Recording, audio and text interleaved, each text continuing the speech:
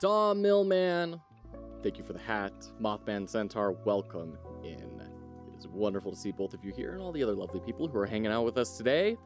We'll be getting started just after this short ad break. We're going to dive in to a momentous red letter, truly Spangle-Holden smorgasbord of a day. Thanks for being here early. We'll see you in just a minute.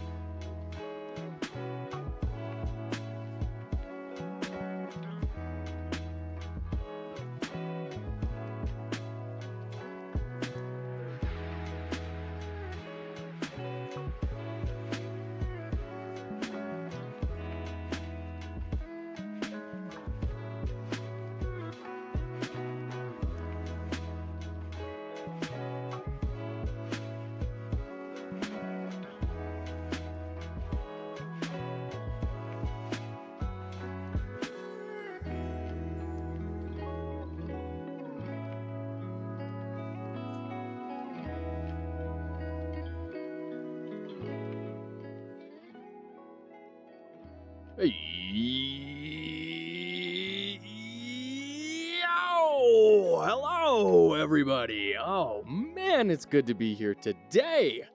How are we all? Gosh darn it. Hello. Oh, man. 2D Fighter, second time I'm here in time. I'm getting better. Promise I'm not always late for work. This ain't your job, man. You got like 15 jobs you're wrestling with right now, including your real job. It's great to have you here, though. Thanks for hanging out. Oh, we got to get the stream avatars up, don't we? Oh, how are we all doing today? I'm very excited about today. I am all sorts of energized. Having a thrown out back is not stopping me. It's not stopping anything. We're plowing ahead full steam. I'm not sitting in the chair today. We'll see how long that lasts. And we're going to dive in. Memphis Macaroon, hello. Welcome in. Good to see you. Oh, man. How's Gold for Glory? Hype. Yes. Yes. I'm so excited. Howdy wins the announcement, asks Ariel. Ariel, what if I told you it was right now? Oh, man. Big day, what's going on? Asks Fortune's favorite very coyly. My goodness. Well, I'll just have to show all of you what's going on today. Today is the biggest of days. It is the Frabjous Day. It is the day of announcing the Fox Hollow Game Jam. Here we go. Oh my goodness. What is happening in this overlay? Wowee. Hold on, what if I do this? There we go. That's looking better. All right. This is the page. This is the Fox Hollow Game Jam. This is it. You can go check it out right there. We've been working very hard on this for several months now. And just got the page finalized this morning so we can share all the sticky little details of this lovely little jam. Memphis Macaroon, changing the progression system to be more similar to an idle game that made me interested in the genre. Okay, very cool. That sounds exciting. I can't wait to see how it evolves. So, Fox Hollow Jam. Here's the deal, everyone. Here's the deal. First off, it is being sponsored by River Wolf Games. This is Fortune's favorites indie studio that he runs with Pain and Suffering. That is not, a statement. That is the name of the other person that I have on Discord. It's the one producing all the lovely art behind Pigeon Coon. They're fronting the $100 prize for this game jam. Big thank you to River Wolf Games. There's Foolbox. It's a jam page. Yes, it is. Yes, it is a jam page. So, oh man, I'm going to be the first person to join it.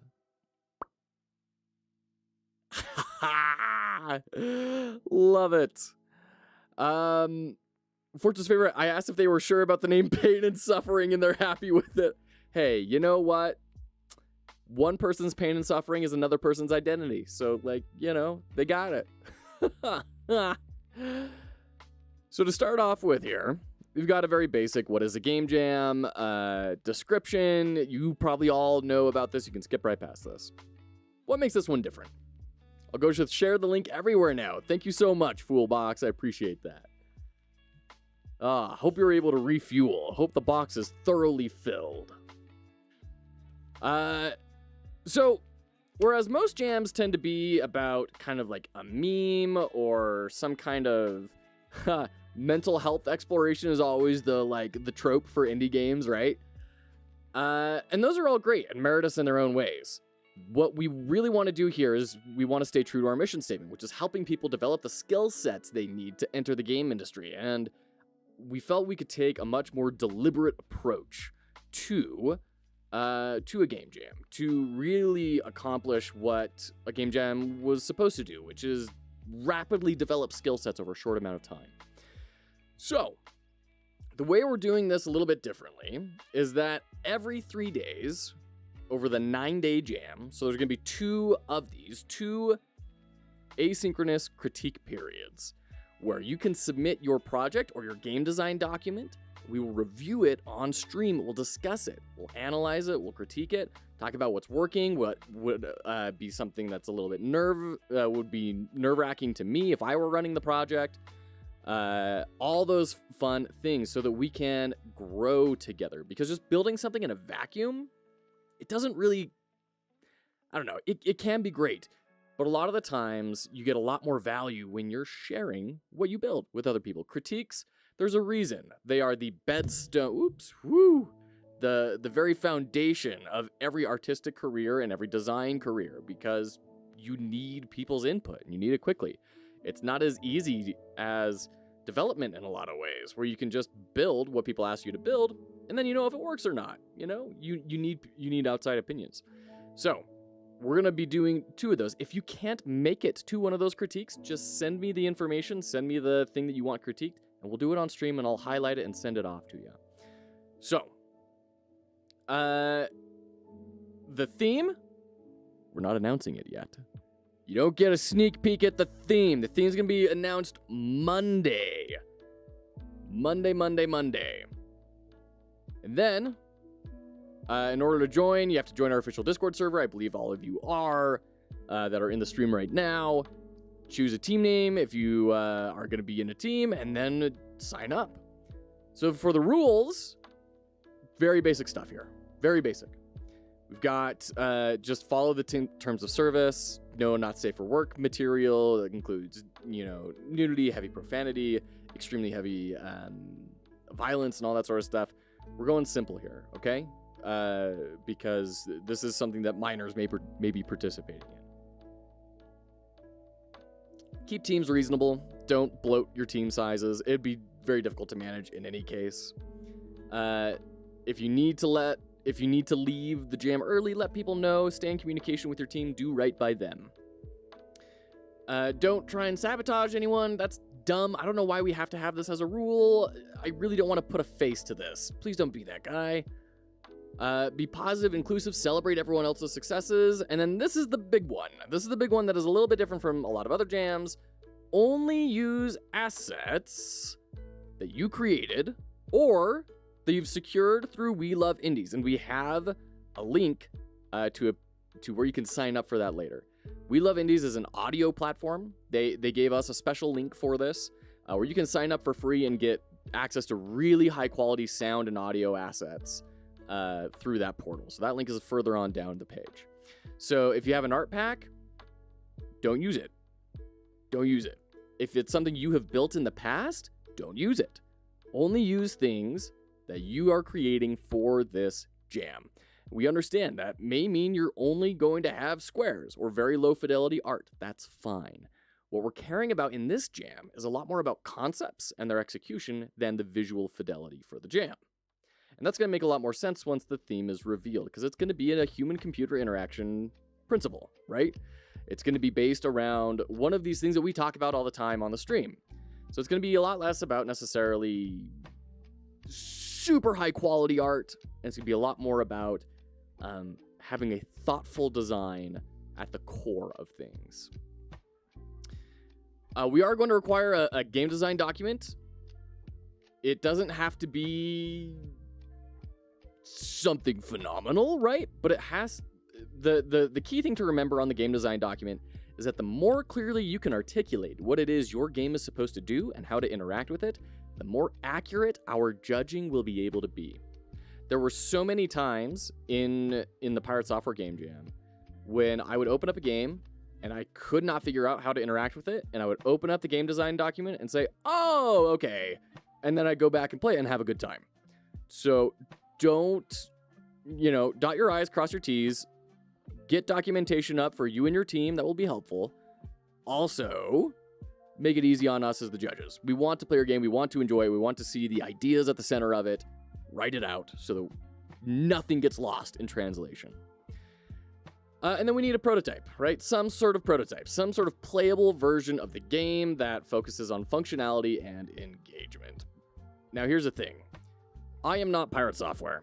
I do not have a ton of incredible resources to make sure that I'm vetting software and that it's all going to be kosher and everything, okay? So, if it's a web build, it's going to make our jobs a lot easier, okay? If it's not a web build, we don't really know you, we don't really trust you, probably not going to download it. Sorry, there's a lot of scams going around Itch right now. It's a bummer. I wish it weren't the case. I wish I could just trust everyone that submitted. Nonetheless, here we are.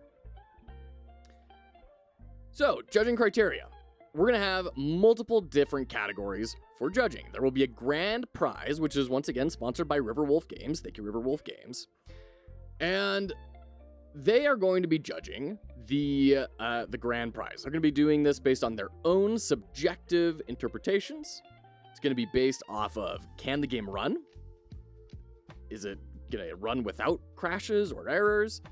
Theme implementation, to what extent does the game incorporate and explore the theme? Is this unique? Is this interesting? Does this present things in a different way that, maybe we haven't experienced before or you've always kind of wondered about? Is it polished? How smooth and enjoyable is it? And then the game design document, can a complete stranger understand how your game should operate? From that document alone. I posted in our Discord this morning a link to a stream, which if you didn't watch, you should go back and watch. It was by Jotson, and they've produced a game and they work on Dome Keeper. And they were building a game design document and they were talking about how it's so easy for inexperienced designers to totally mess up design requirements. He was talking about how his document had things like drive a tank for the minute-to-minute gameplay. And he, had a bunch of stuff like that. Drive a tank, command a squad, all that sort of stuff. And then he was talking with a group of designers, and all the old designers were like, yeah, I think you need some more details. And all the young designers were like, what do you mean? I totally get it. And he said, what do you mean? What do you think this is, young designers? What do you think this game is? Well, it's obviously an arcadey tank game. I said, is it? Because maybe a portal opened under NORAD and you're in the military and you're trying to escape hell. That would fit all of these requirements, and so would an arcade tank game. So, get specific. Make sure that everyone can tell exactly what it is that's supposed to happen. Fortune's favorite, yes, exactly. Feel free to use squares. Art is not a criteria. You'll notice that. Art is not a part of the judging criteria. Now, it can help polish, for sure. But what we're really focusing on here is structure, design, and developing that sense of design and paying attention to nitty-gritty details. That's what we're looking for, not necessarily pixels. Now, if you were an artist and that disappoints you, I understand. We're going to be having lots of these kinds of jams, and we're going to have a high polish, high art type sort of jam coming up soon after this one. We're going to be doing a lot of these very, very, very niched down game jams in the future. So if you decide, you know what, this one's not for me, hey, I get it, that's totally fine. We're going to have another one in a little bit that may be up your alley, so stick around. Game Jam! Tobugus, hello! How are you? I've been meaning to shoot you a message because there are some things on the Itch page that make no sense to me, and when I try and use them, it yells at me. I need to talk to you about that. Ariel, would have been nice to have a team. We'll come on over to the Discord. I'm sure we'll have tons of people looking for teams. Is the theme what I think it is? Maybe. Tom Inman, in my Pirate Jam, I used colorful boxes and placeholder assets. Really wished I had time to polish it, though. There you go. Yeah. In fact, we may do a follow-up jam. I saw a lot of people are doing this now, and I love the concept of an iteration jam. So it's like take an old project that you worked on and submitted for a different jam, bring it here, and do it again, and try it, and push it forward just a little bit forward.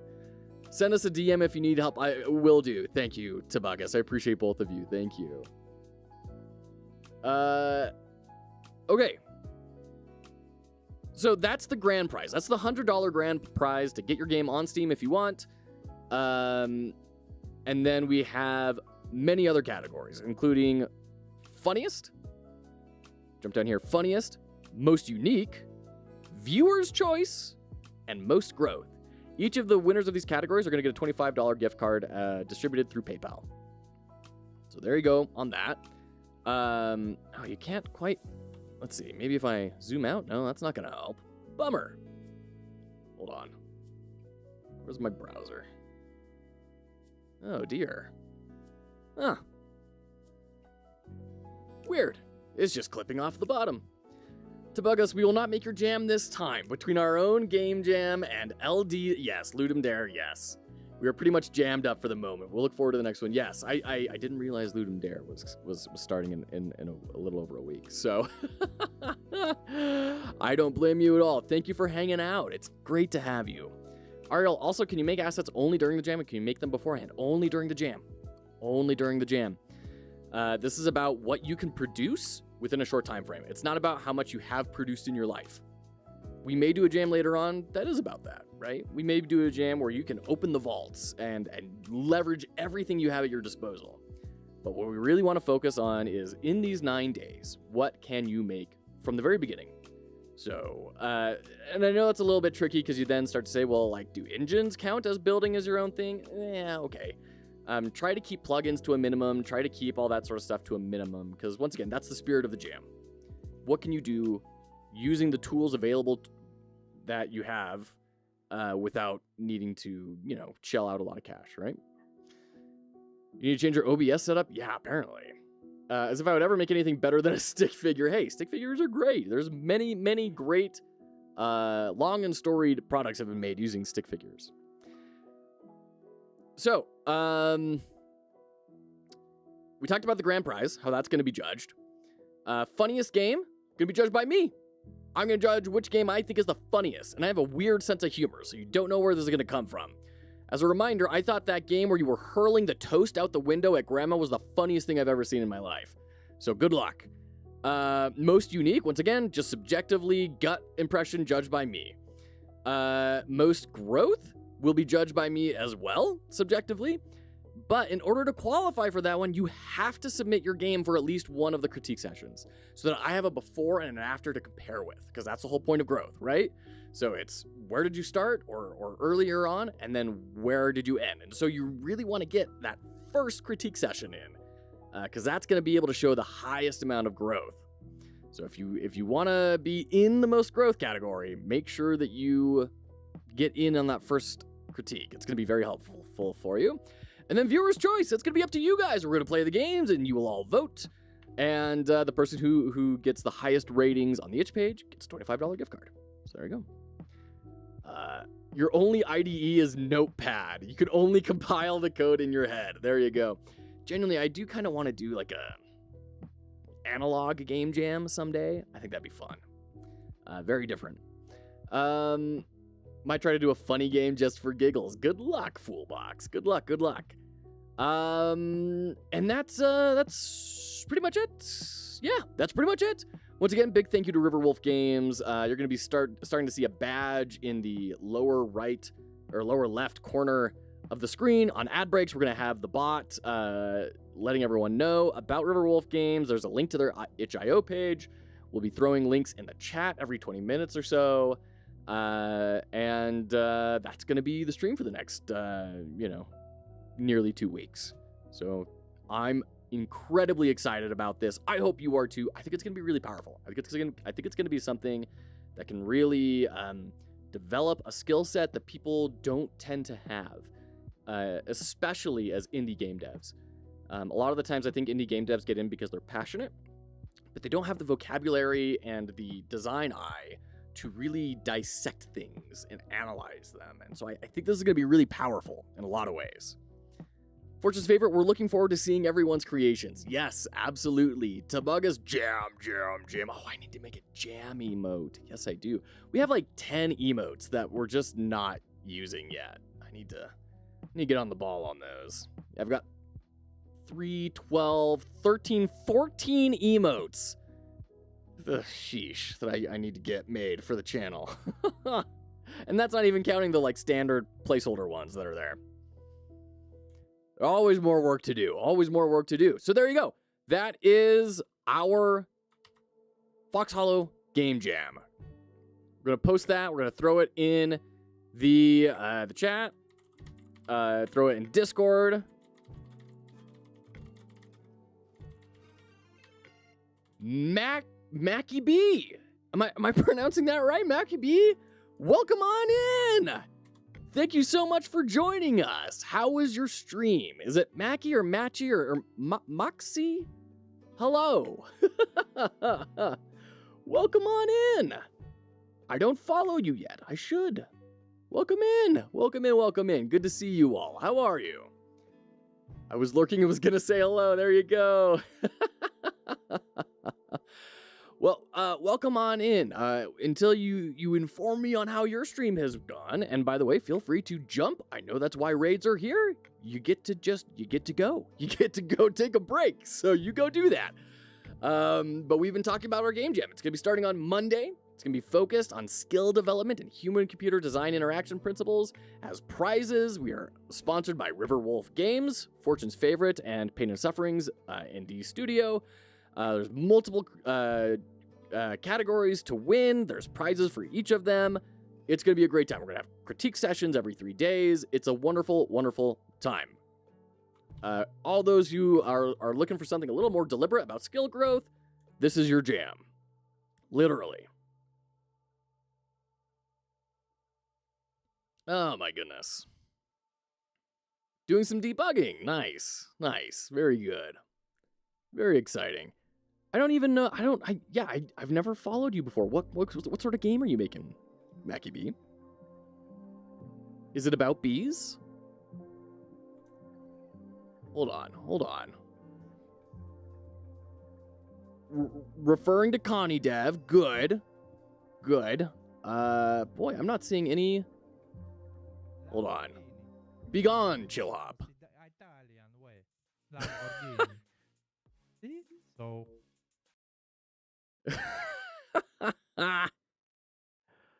Very cool. Yeah, it's only showing videos from like 2 months ago. That's a bummer. I love that overlay. That was some good art. Hold on, let's go back to that. That looks great. The text warping on that and the kind of chunky gradient. Ooh, and that slash. This is all great.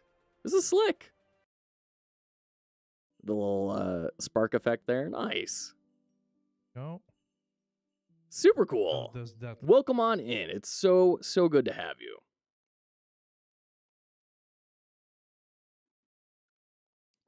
Mackie is our Belgian dev friend. Lovely. I'm a big fan of your waffles. The deepest of pockets. Robotech. Hello. Welcome in. Good to see you. Area Newell on YouTube. Love that explanation on the assets. Well, thank you. Yeah. Trying to make a puzzle game now, says Mackie B. Okay, lovely. New at game dev, trying to learn by making small things. Very cool. I'm very new as well. I started doing game dev in November, so I'm right there with you. We'll learn together. Stop the videos because I sometimes play non-copyright free music. There you go. That makes sense. Yeah, I'm right there with you. I just started in November. I never really made any digital games. I've done some analog board game stuff, but not digital. And I've got 10 years as a product designer and a UX designer, but nothing in digital. So this is really exciting for me. You started in January. Very cool. Awesome. Means you have so many opportunities to grow. Yeah, the opportunities are just growing out the years. I could do with a couple less opportunities, to be frank. Sometimes when I'm staring these bugs down at the wall, it's like, yeah, I'd be all right without learning how to deal with this. If this could just be taken care of, that'd be great. Oh, shoot. Well, wonderful. Well, there's the game jam, everyone. I'm very excited about it. We're going to be talking a lot about this. We're going to be sharing it around. And we're gonna do some great stuff. Primer Justin, hello! It is wonderful to see you, friend. How are the simulations going? Double hat hype, yes, absolutely. Tom Millman added a hat, and then we have the honorary Fool Box hat. And speaking of Fool Box, let's keep learning some Godot. Because I want to build my game jam submission in Godot. Also, important thing to know, I'm building a game jam submission, but it's not going to qualify for anything. It's not going to qualify to be judged at all. I want to build alongside everyone else because it's so exciting. And I want to take this opportunity to learn a new engine. Where is your box? That's a good question. Frostern1216. Hello, curious question. How come your tag is GameMaker, but your title says Godot? That's a great question, Frostern.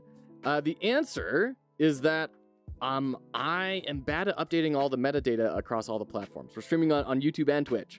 I do normally develop in GameMaker. But just since yesterday, I've started learning Godot. So thank you for letting me know. I swapped that over to Godot. I should really be doing that better. There's just a lot of things to deal with.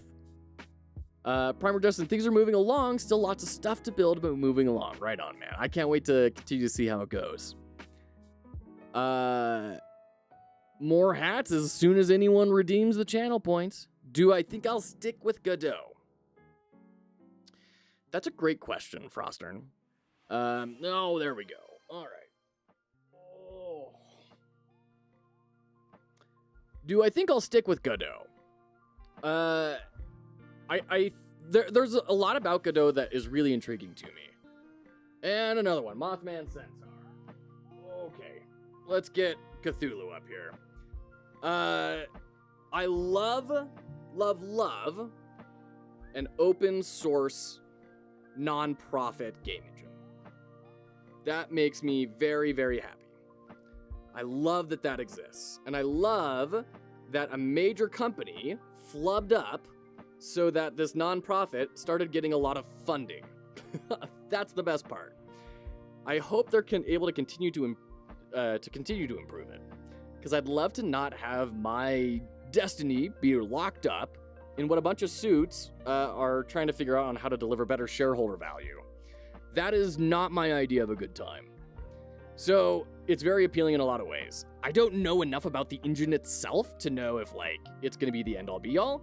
We are going to build a project in Godot, just like we're building a project in GameMaker. And then after those two, we're going to move to Unreal and build something in that. And then we're going to build something in Unity. So we'll have the 4 main engines have some good experience in. And once that is squared away, then I'll be able to kind of pick out which engine is better for which projects, right? Fortune's favorite, yeah, not allowed to stick with it until he gets through Unity. That's right. So I'm not going to lie. It's very appealing for a lot of reasons. And I could talk a lot about kind of the future of the channel, because this is a charitable organization devoted to helping people develop the skill sets they need to enter the game industry. It is not just about me making games. It's not really the goal. I'm not really here to make games. I'm here to help people gain the skill sets they need in order to enter the games industry. Part of the way I do that is by making my own games, because I need to get better at it. Robotech, thank you so much for the follow. Appreciate you. Welcome in. And so as a part of that, anything that people are working on, feel free to share. We love sharing in each other's successes. I have a spreadsheet of all the projects people are working on and when they update me, and I like to stay up to date on all that stuff.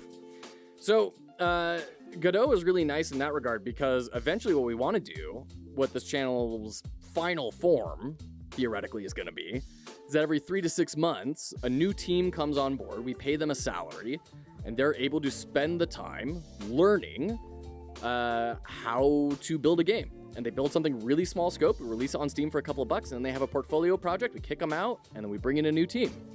So not having to buy, new licenses for everyone, or new seats or anything, that's really appealing. That's really nice. Stuff that people could just download and learn on their own, and granted, there's free versions of Unity and GameMaker and all that sort of stuff, but just having no strings attached and no worries about it. Really appealing, and I love that it's very open and it's got a lot of traction right now. So I'm keeping a close eye on Godot. Boy, chat has gotten away from me. Ariel, now I'm going to modify the class to also have a tile set, which the generator will use for basic towels. Sorry, I missed a message. Wanted to notify you about my progress. Thank you, Ariel. Speaking of, I finally got basic assets loading. Now when starting the game, it will load all biomes from XML files, and using a singleton class, I can access them. Wow, that's super cool. With that, I'll be able to have a proper generator for landscape. That's awesome. Very cool. Primer Justin, sampling them all seems like a great plan. I hope so, Primer Justin. I hope it's going to be, it means a really rough onboarding, because I'm not going to get comfortable in anything. It's just going to be, constant friction. So we'll hope we get to the other side here. I lost trust in Unity, but I do hear Unreal, even for 2D games. Yeah, I hear it's very bloated and rough, but very powerful. So that's going to be the third one we get into. And then Unity, I'm putting last just to give them time to try and win back their audience. Because, boy, I don't want a monopoly. I don't want Godot to be the only option. I want there to be good competition. I want there to be reasons for people to pick other things. So if they can, like, get their stuff together, I'd love that. I'm going to give them plenty of time to do that. Does he know about what Unity did a few months? Yeah. Oh, my gosh. It's rough. And I'm particularly averse to it because the reason that we're starting this whole thing is because I've been burned by people in suits and boardrooms. I've been laid off 3 times in my field. I got laid off twice within 9 months over the past 2 years. And one of those layoffs came just weeks before a new child was about to be born. And insurance was going to end before that child's delivery. So it was like, clearly I'm just a line on a spreadsheet to these people. So it's particularly rough for me from an emotional standpoint. But with that being said, I've been waxing lyrical about my beliefs and plans, and that's not why you're all here. I don't know, maybe it is. I think we all want to learn how to build some stuff in Godot, right? I know I do. I definitely do. So, here is what we're going to be doing. We're going to be continuing through this platforming tutorial. Hold on, I need to fix this up a little bit. There we go. Whew. And we're going to dive in here. We're going to make some cool stuff happen. I'm really excited about this. Ever since there was a freaking just drag and drop controller we could put in here, I've been pretty close to being sold kind of forever. It's great. Suits and boards suck. I've been through several layoffs and let go myself. There you go.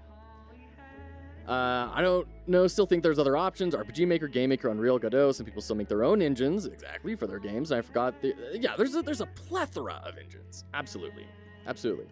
Now, we do have ads starting soon, so we're going to break for the ads, and as soon as we get back, we'll dive into some real, serious Godot development. So stick around. It's going to be a great time. I'm very excited about it. We'll see you in just a little bit. Once again, thanks to Riverwolf Games for being our sponsor for the Game Jam. You're great. Thank you.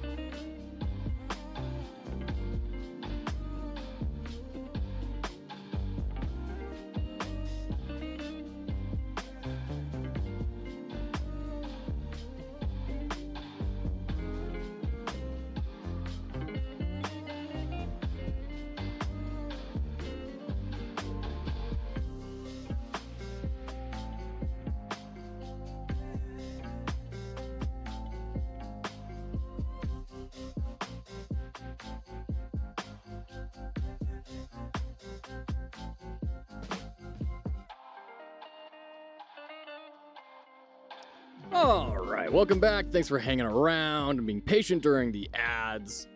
GameMaker 2D Fighter Unreal is great. It does 2D great after you get the 2D in. That's my headache with Unreal. My character has almost 700 frames I have to put and make into flip books and assign all the collision per frame. Wow, that's crazy. Some people make their engine within an engine, like me, lol. Yeah, 2D Fighter, by the way, for those of you who are new here, GameMaker 2D Fighter is over on YouTube. We are multicasting to YouTube and Twitch. And that man is making a 2D fighting game engine within GameMaker. So not only will it be a game, it will also be an engine that you can buy and use to make your own fighting game. It's absolutely outrageous. He's doing a ton of incredible work. Refreshing ad froze it? Oh no. Well, welcome back in, Frostern. Freezing it is appropriate given your name, right? Ooh, back. All right. So we're going to put a pause in our chill hops. The hops are chilled. Formally. Because we're going to go dive into our tutorial here. Let's keep going. Why don't we times this by delta? I can type it. Well, the reason we don't need to multiply it by delta is because move and slide automatically is on. Imagine you're going to throw us in ads. Boo, boo, YouTube. Okay. Now, I do need to figure out where we actually are here. There we go. That's how I get into it. The script little icon there. Good to know. Good to know.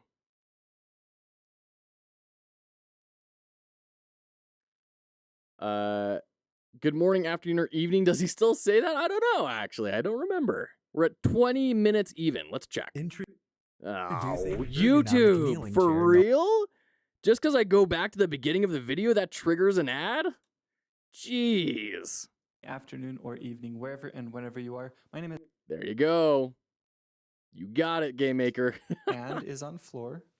So if we press accept, which is the space key, by the way, and is on floor, and we're on the floor, then we set the velocity.y equal to jump velocity, which is negative 300. Okay? Now Yeah, to bug us, for real. For real. reason we don't need to apply delta to this, because you might be wondering, why don't we times this by delta?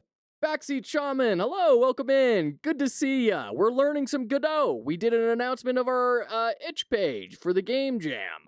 Welcome in, it's good to see you. I hope you're doing well. Feel free to share anything you've been working on. I can type it.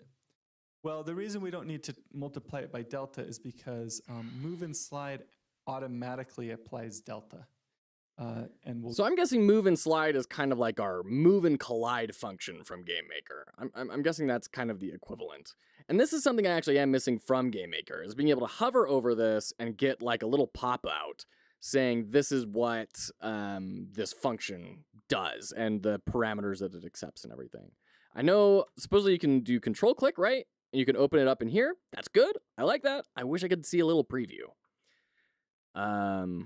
Oh boy, this is a big list. Big list. Okay, we'll go through that another time. We'll get to that in just a second. Okay, so here's how we jump. We're just setting our velocity to negative 300 when we press the space key if we're on the floor. If we were to remove this if is on floor, then our character could fly. They could jump in the air, because then they could jump whenever, not just when they were on the floor. Okay? Makes sense. Okay, now this var direction equals input.getAxis. So input.getAxis is a shortcut to determine which direction the player is pressing. It'll just be so we one have or UI negative left, one, right? which is like left, the left arrow key. UI right. And this is where we were talking about like key rebinding and stuff the other day, right?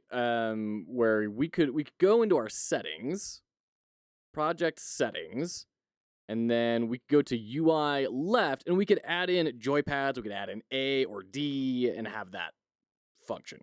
Got it. Great. Okay. Which is the right arrow key. And getAxis is going to return a number based on which of these are pressed.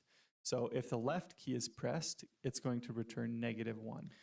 So getAxis, I'm curious because UI left and UI right don't have like a value assigned to them in here, right?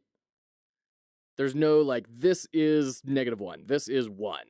So I'm assuming getAxis is just going to say the left one is -1 and the right one is 1.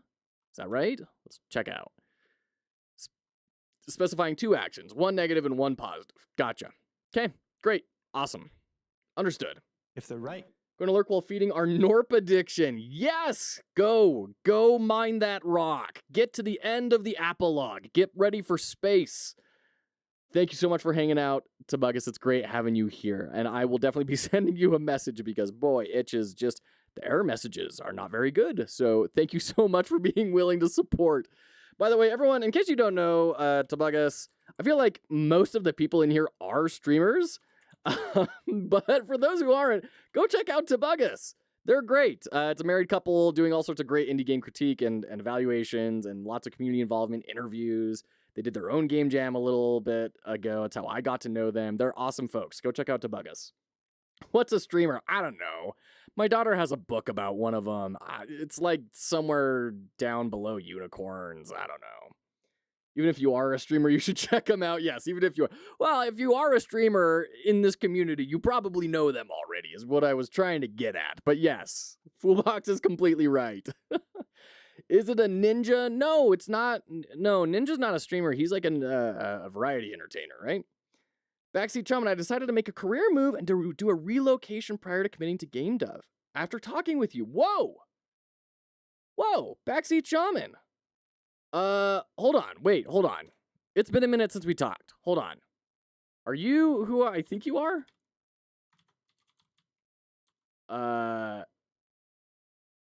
Wait. Are you the gentleman who's moving to a new country that we talked?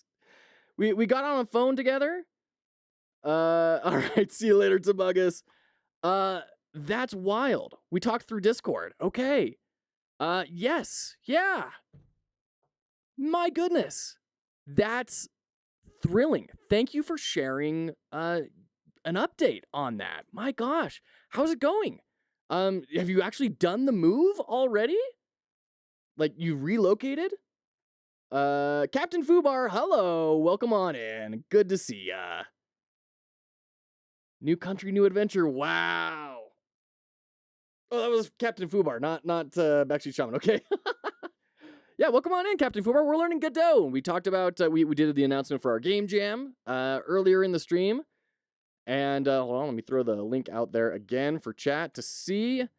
And it's great. We're very excited. We're gonna be going through this for the next 9 days after Monday.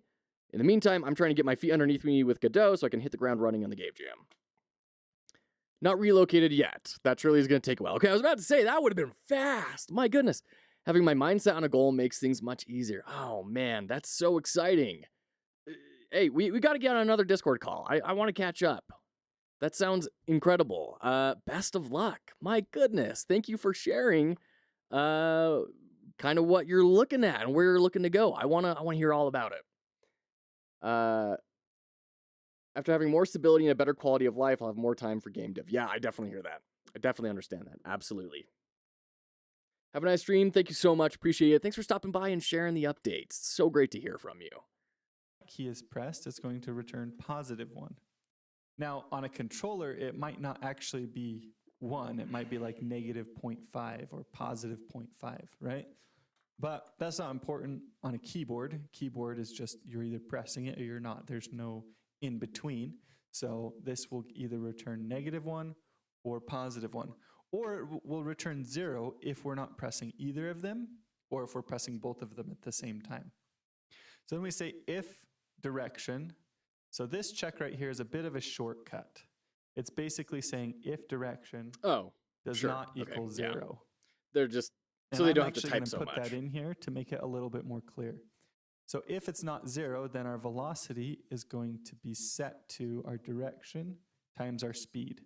So 1 times. I'm still not over the lack of semicolons here, everyone. I'm not gonna lie. This is really, it feels so floaty and freeform and hippy dippy. Like my grandpa would be upset about how loose this coding is.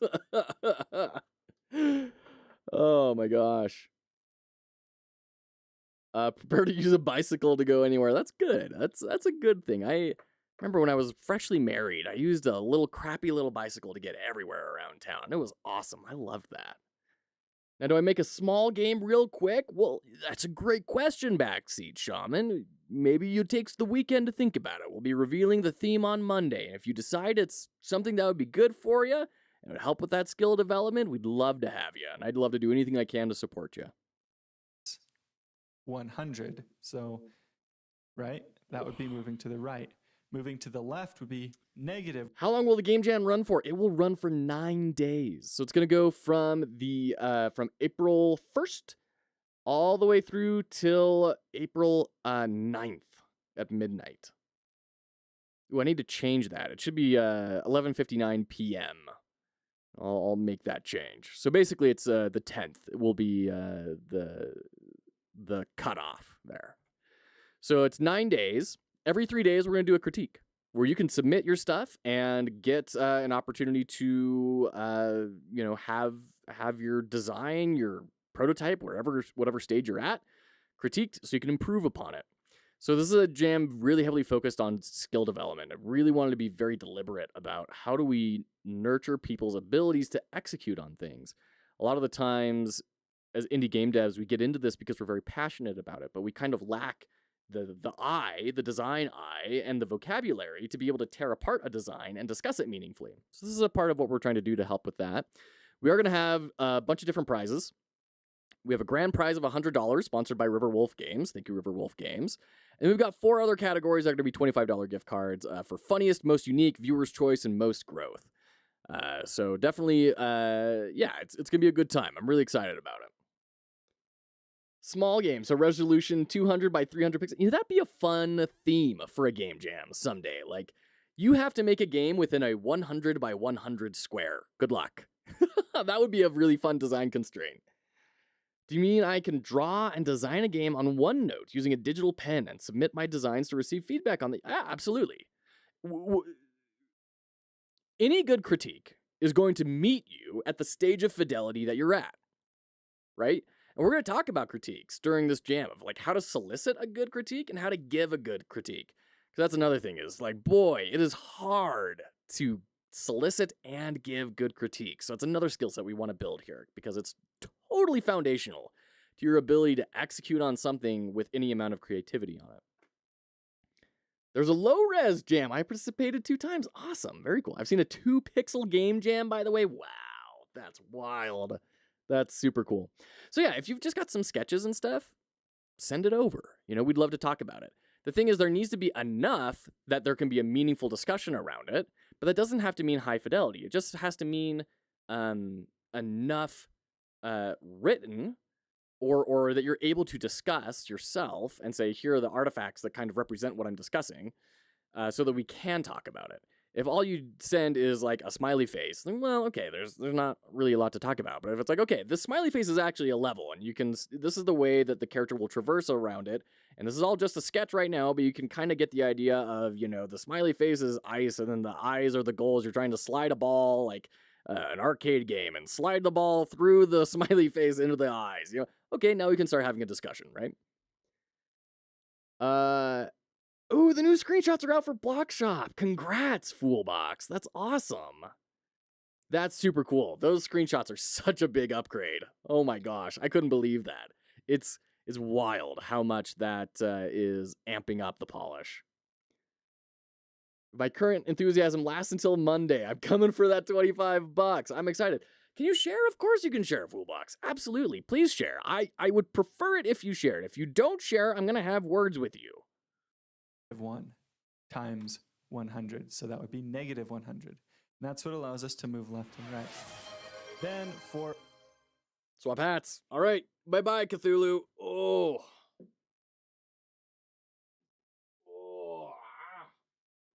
We'll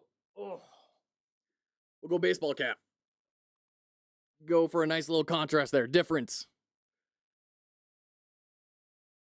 Yeah, everyone go wish list Block Shop. Make that a massive success. Oh, the screenshots. Hold on. Take a look at these. These look so much better than they used to. Holy cannoli. Oh, and I love that fanfare. Excuse me, that fanfare that you got. That was a good idea to include that in a screenshot. That gets me excited to dive in. Yeah. Oh my gosh. This is looking so much more polished. My goodness. Nicely done, Foolbox. Nicely done. My gosh. All right. Our if direction does equal 0, so if we're not pressing either of these, then we're going to apply a friction. And it's using move toward here. And this is a bit weird. Okay, so this is so you don't immediately stop when you let go of the key. So like if you wanted to make a really intense precision platformer, you'd probably just want to nuke this else statement, right? Okay. Weird to me as well because we're not multiplying by delta here, which I think we should be. In reality, we can just set this equal to 0 because that's essentially what we're doing anyway. Now, finally, the very last thing that happens inside of this physics process is move and slide. Okay, and move and slide, all it does is it takes our velocity and then it moves our character by that velocity while also colliding with and sliding along any static bodies that it runs into. Okay, and it obviously multiplies our velocity by delta, but this function right here, it handles all the movement and collisions in the background. So you just call it and your character will move. That's it. And collide with the stuff around it. So like, I mean, And it we're not makes seeing sense. anything particularly new here. You So can do all let's this stuff do in some GameMaker. It's just modifications great that now. it's Now done we have for a you. decent understanding of what's going on. That drastically reduces the amount of opportunities you have to mess things up, right? With our code here, we're gonna modify it and we're gonna make it our own. So if we come first though, let's come to our character body here. And one of the problems that we have is that our character, when Brian Visual, welcome in. It's good to see you. How are the crabs? How's my favorite little Captain Crustacean? Good to see ya. going down steep slopes, they jump down. See that? We want them to snap to those slopes better. So they Nice. don't jump down the slopes. And this is kind of your choice as a designer, but that's how I want this game to function. That's how a lot of kind of retro games function with slopes. Okay? So Godot has a built-in... Cubus, hello, welcome in. Good to see you, friend. Am I learning Godot? I am learning Godot. Yes, Time Vampire. Thank you so much for the follow. It's great to see you. I think we just hit 260. Wow. A round number. Kaloo-kalay. What a frabjous day. Yeah, we are learning Godot in preparation for the Game Jam on Monday. We are hosting a Foxhollow Game Jam, and there's going to be prizes sponsored by Riverwolf Games. It's going to be a 9-day long jam. We're going to have critique sessions. It's going to be very skill growth focused. We're going to have several different categories that you can win. It's going to be a great time. So I'm going to be learning Godot. I want to build a project in Godot for this. Cubus, thank you for the... I thought you weren't already following Cubus? In any case, thank you. Oh my gosh. What coding language does Godot use? So they use their own GD script. And then I think people do go to the hassle of like configuring it to leverage C#. So we're on the first 24 minutes of the first video of the first tutorial I'm going through in Godot. So we've got some experts in here that'd be able to answer that question a lot better. There you go, Backseat Shaman, thank you. Cubus, thank you for ruining the round number. Usually stick to visual scripting or nodes. Yeah, I hear ya. And I think there is like a node-based plugin for Godot. I saw someone circling around a little while back, but I don't think it's native. GD script is very similar to Python. Okay. thing under the floor section of your character body called snap. And it's got this snap length. And it also has stop on slope. So if you uncheck stop on slopes, our character will slide down slopes. Although the gravity might not be enough for it to do that. Yeah, not quite. I wonder what block on wall is. What is... Oh, ads. Imagine Boo! where Although this is a cool every bite Kickstarter, takes by the your way. taste Gummy buds Quest. on an epic Minis that are actually gummies. It's pretty cool. That's a pretty cool idea, I'm not gonna lie. All right, you got your ad time. Okay, so let's focus on the jumping. So it has this snap length. Well, first of all, the max angle. That determines what kind of an angle you can actually go up. And you can see Okay. 45, this is a 45. That's the steepest angle that we can go up. Then we have our snap length right here. And right now it's set to 1. Let's set it. Can you eat them? Yes, you can, Brian. You can eat them, and they're all different flavors as well, which is exciting. I thought, like, okay, this is a cute gimmick. And then they said, like, the gelatinous cube is super sour apple. Okay, that's pretty cool. And then they said that the giant fire dragon gummy is, like, super spicy hot cinnamon. Like, okay, all right. If I had money, I would give it to you, because that's an incredible idea. And my wife loves gummies. And maybe, just maybe, if I get those for her, maybe she will play some D&D with me or something. Oh, shoot. GD script was made to be really beginner friendly and work really well with the engine. That, combined with the visuals not being super good, led to less than 1% of usage. So it was removed in Godot 4? Really?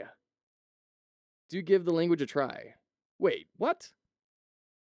Oh, okay, so there was a visual node-based version in Godot in older versions, but nobody was using it, and so they took it out. Okay, got it.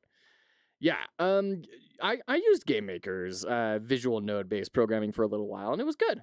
You know, I was able to get some good stuff done. It was definitely limited, but it got me into it, and that was the important thing. It was that kind of stepping stone to really figure things out. 3.x has visual scripting. Well, there you go. That's the thing. Hey, open source. You can just go grab the 3.x version. There you go. It's good. No one's gonna scream at you. It's nice. It was removed due to low adoption and few maintainers. Gotcha. That makes sense. Set it to 2, and that determines how far down the character should attempt to snap to the ground. You can see when we set it to 2, we no longer jump off of those 45s. It snaps down. It has a real nice feel to it. It's better. Now our speed going up and down slopes is not constant. We go faster down slopes and slower up them, especially steep ones like this 45. Yep. Now there's a property for that. Do we want it to be constant? I do. I think it feels better to have it be constant. So I'm going to set mine to... I'd actually disagree on that. I think that there's a very natural mapping to walking slower uphill and faster downhill. I mean, of course, it depends on the game, right? But this is an interesting design choice he's making. Constant like that. And now we're doing pretty good with our... So wait, how did he do that? I do. I constant think it speed. feels, Okay. With our movement, right? We haven't even modified the code. Did I there you go. bounce there? No, it seems to have worked. Okay. Good to know, Captain Fubar. That's interesting. Someone bring it back as I mean, it would make sense, right? With all the interest that's coming into Godot, given what happened with Unity and everything, it would make sense that there's going to be a lot of new people trying to get into game dev and are going to go to Godot for their first approach. So that makes sense. That somebody would think, hey, there's probably value here. Backseat Shaman, I have my only Godot game written in 3.x. My poor Surface Pro 7 couldn't convert and load it into 4.x. Got it. And there's the Godot Orchestrator add-on. What's the Godot Orchestrator? Hold on. Godot Orchestrator. If it's not like an actual orc, I'm going to be really disappointed. All right, my day has been ruined, and my disappointment is immeasurable. No, let's go. Okay, we got our nodes. Hey, there you go. Behold, nodes. There you go. That looks cool. This is your daily reminder to bookmark the tweening cheat sheet. All right, let's keep going. Okay. Now our character has really snappy movement. We go from 0 to 100, literally, whenever we press an arrow key, right? So we can adjust that. We can make some changes. Let's add an acceleration variable to our code. So we'll come up here, const. So this is something that I need to figure out. Why is this const and this is var? I mean, I guess I understand if I think about it for a second, a constant is something that isn't supposed to change, right? This is something that we probably is only read only after this line, right? So I can't modify the acceleration. So if we wanted, for example, in rescue, if we wanted the ability to like change your jump velocity, this would have to be a variable, not a constant, right? Is kind of my guess. Should I watch all 219 Godot nodes explained in 42 minutes? Yes. Obey the algorithm, Backseat Shaman. Acceleration equals... All right, we'll use the same terms. Mm, Universal language. let's do 400 maybe. Sure. We'll have to test these values. Do we need the point zero? And then down here, instead What of happens if I just don't do setting 0.0? our velocity.x, what we'll do is we'll say velocity.x equals move toward, now we want to move towards our speed times our direction, right? Oh, that's our from. So the first argument is our from. So move from velocity dot x. So we're going to move towards something from somewhere. The from is going to be our current velocity dot x. And we're going to move toward our maximum speed, which is going to be speed Gotcha. times direction, right? What we're setting it to before. But now we need to give it an amount that we So move toward is saying increment from this value to this value over X amount of time, right? The delta. move towards that value. And we're going to do acceleration times delta. Now we do need to multiply by delta here. And that's because this is, so move and slide multiplies our velocity by delta, right? And velocity is the change in position over time, okay? So we do need to multiply it by delta, but move and slide does that for us. However, acceleration is our change in velocity over time. And it is not multiplied by delta by default, because move and slide doesn't actually manage our acceleration. By the way, we do have an ad starting soon. When that happens, we'll pause. We'll go into ad break mode. So because of that, we need to multiply by delta here. Okay. Now you can see our character kind of gains speed slowly. It's a little laggy. So we might want to increase our acceleration just a bit. I broke it. I broke it because I put this in all caps. This is why I don't like using all caps. All right, we got ads. Let's jump into our ads. Good night.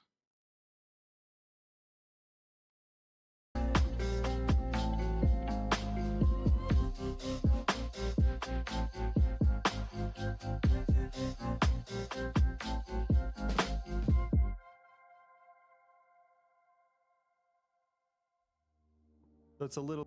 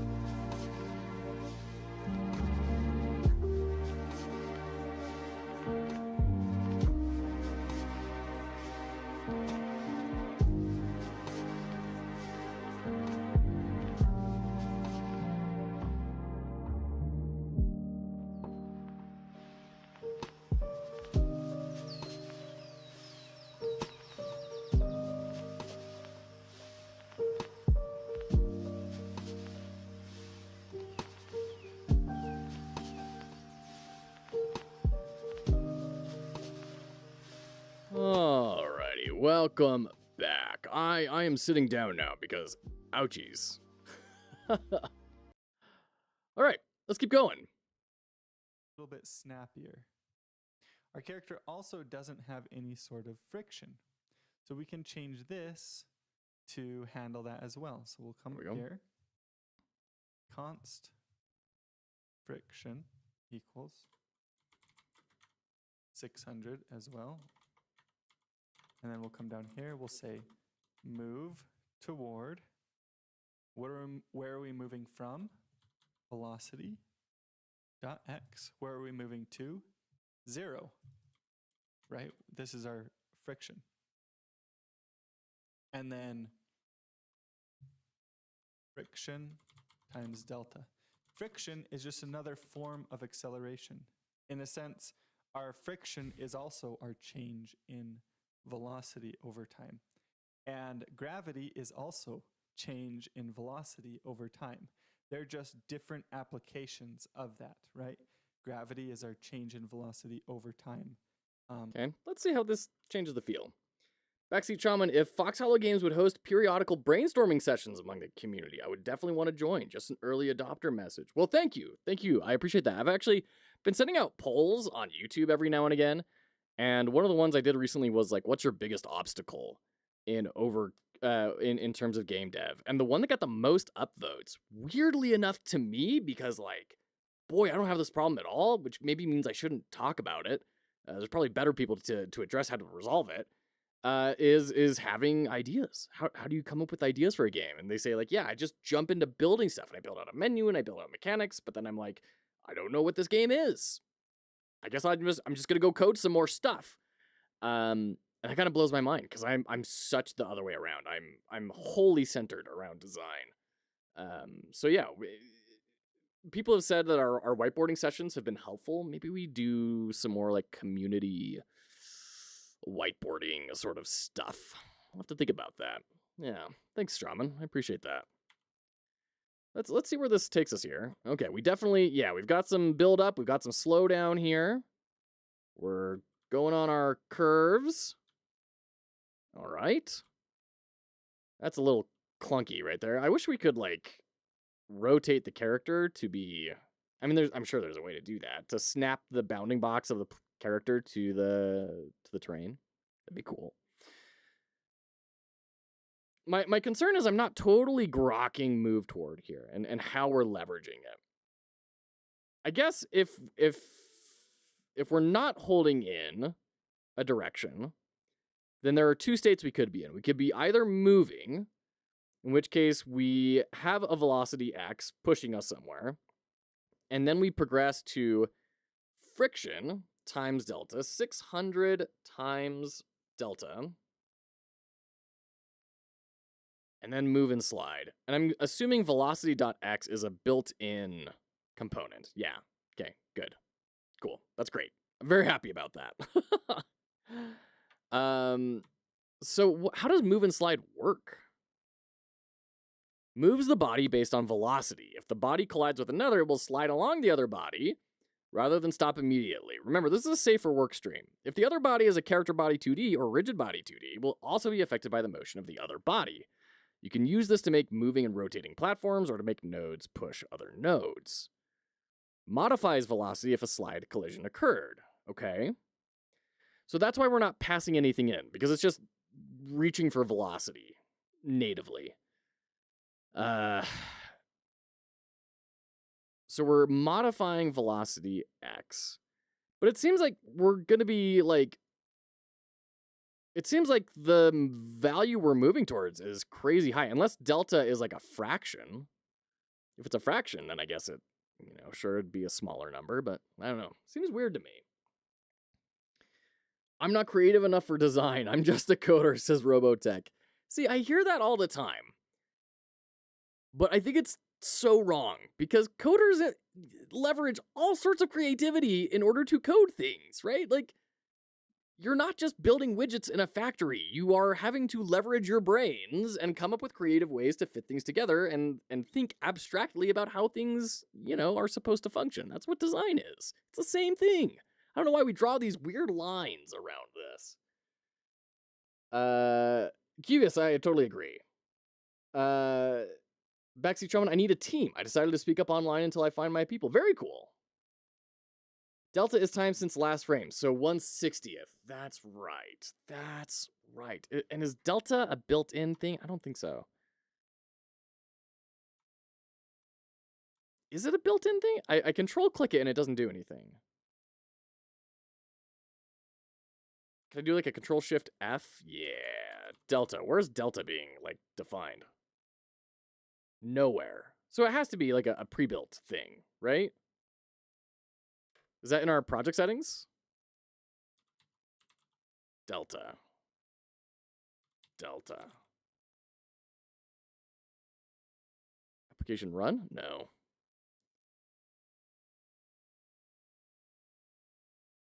Oh, I remember us doing this the other day, right? There's like there's a space where we define this.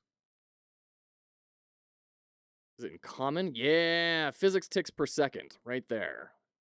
So that just becomes delta then? Delta just refers this. The delta is passed in from the engine into the physics. Okay, why does it have the same like appearance as all the other custom variables? That's a little annoying.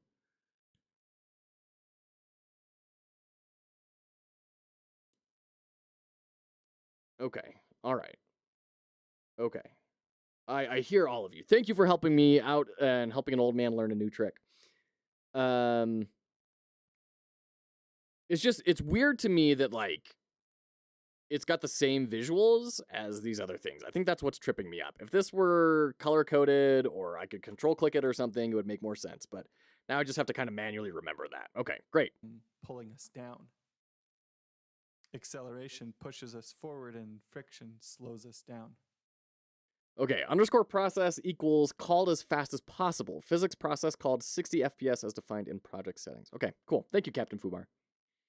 Imagine a world where Gummy every Quest! bite takes your taste Jeez, buds on they've got me endemic pegged. I'm not gonna lie. adventure. Like, Each box of as Gummy annoyed as I Quest am about all comes the with ads, like, they're going to the right Okay. person. I'll admit Now that. our character slides quite a bit still. So we might want to increase our friction. Now the weird values here is because speed will be multiplied by delta in move and slide automatically, but acceleration and friction aren't, so they have to be much larger. Make our friction 1,000. Okay. Okay, that feels pretty good. Okay. Sure. We've got pretty smooth movement for our character now. Ad block moment. Yeah. Okay, now we have a problem, and this problem is that our character has the same jump height no matter what, and we want to be able to manipulate the character's jump height. So what we can do is we can come into our handle jump function, and well, let's do it this way. We're gonna restructure this code a bit. We're gonna say if is on floor. So if we're on the floor, then if input.is action just pressed, UI accept, and jump.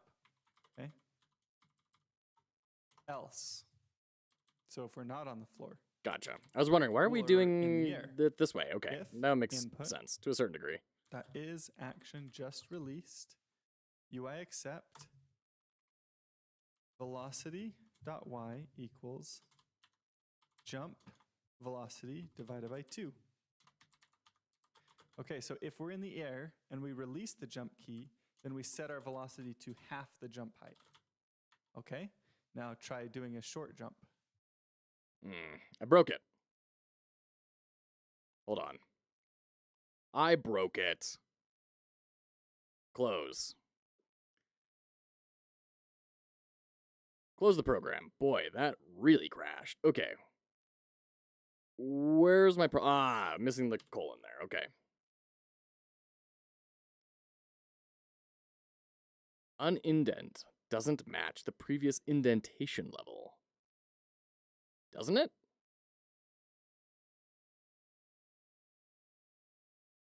Let's see. What did I get wrong here? The craving for Now try gummies doing it. Should we remains. set our velocity to Okay. Where am I doing anything differently here? If is on floor. If input, got the colon there. And then else.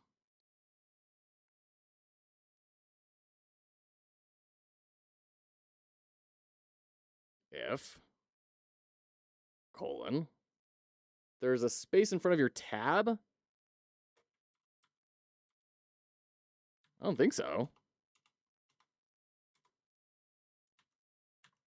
Okay.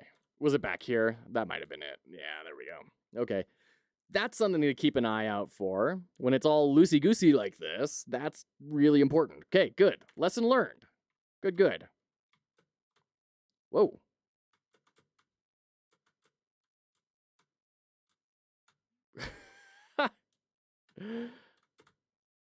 So if I hold it in and then let go, I get like a little mini double jump. Well, this isn't very good. We don't want it to be full or half. We want it to be a gradation based on how long we hold it in, right? I'm assuming we're going to get to that. Thank you, Cubist, for that help. Half the jump height. Okay, now try doing a short jump. You can see we can, if we hold it, we'll do a much higher jump. Yeah, he's getting the double jump too. The problem is if we release on the way down, it creates this weird double jump. So how can we prevent that? Well, on our release, we want to make sure that our velocity is not positive, because if our y velocity, because if our y velocity is positive, that means we're falling down. Okay? So we could say, and velocity dot y is greater than 0. No, less than 0. So if it's less than 0, we know it's negative, which means we're still going up. And that allows us to not release on the way down. We can do short jumps. We can do longer jumps. Now the problem is if you time it, you can get kind of like a higher jump. See that? I can get that higher jump if I time the release. And it can kind of feel a bit weird. So instead of seeing if our velocity is less than 0, what we can do instead is check to see if our velocity is less than our jump velocity divided by 2. Jump velocity divided by 2. And that will prevent us from ever getting any sort of extra height by timing it. But we can still do our short jumps. So now we have a short jump and a long jump. Sure. Sounds great. Oop, Easter is coming up fast this year. Walgreens. Man. Okay. We're doing I think I've walked into a Walgreens like 3 times in my life. pretty good. Now let's organize our code just a bit. I don't like using comments like this because comments, they have their place, but I think it's more useful to use functions for stuff like this. What? Let's create a new function Wait, you're going to use functions for comments? called apply gravity. Oh, okay. This, Got it. and then inside of this function, we'll just copy this right here. This Not a fan of how he explained that, but I Paste see it what right he's here. doing. And now we can just, instead of having a comment, Dmitry Maximov DevSex. Hello, welcome in. Good to see you. Thank you for the follow. I appreciate it. here we can call Hope you're doing apply well. gravity. And now this code is self-describing, right? We don't have to have a comment that says apply the gravity. The function itself says apply gravity. And it's mad at me though, because apply gravity needs delta. See how we're using delta? Mm-hmm. It says delta is not declared in the current scope, which just means inside of the scope of this function, it has no idea what delta is, because delta only exists inside of physics There you go. process. Okay.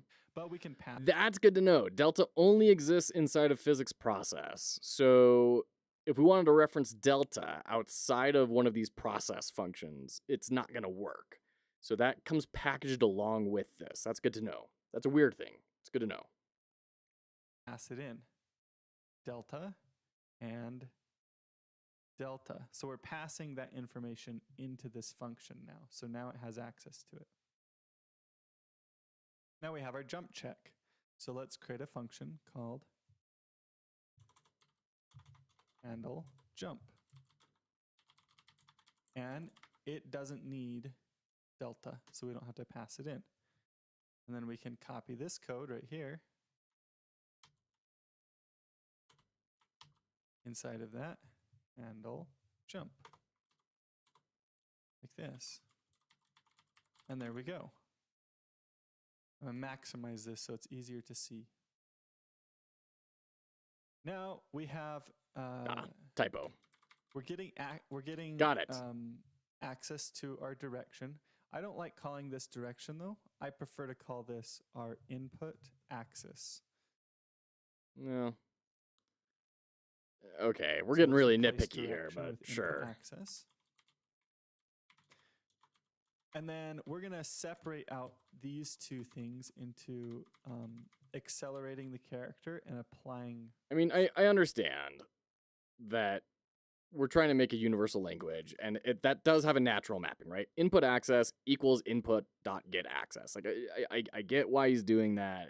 It feels a little finicky to me, but whatever, sure. Friction. So let's start with apply friction. So we'll create a new function, call it apply friction, like this. And inside of this function, we'll say if, and we're going to pass the input access, and we're going to pass delta. And then we'll say if input axis is equal to 0, and then we'll copy our velocity right here. Control X, Control V. So velocity.x equals move toward. It just does our friction. Then up here we can call, instead of having else inside of here, we can just do apply friction. That, and then we pass in our input axis. We pass in delta.